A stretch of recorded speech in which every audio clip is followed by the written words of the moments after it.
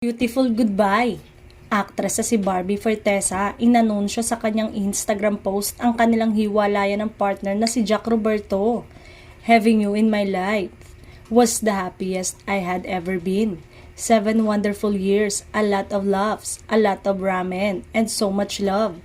Your love was exceptional, but sometimes good things fall apart so better things can come together.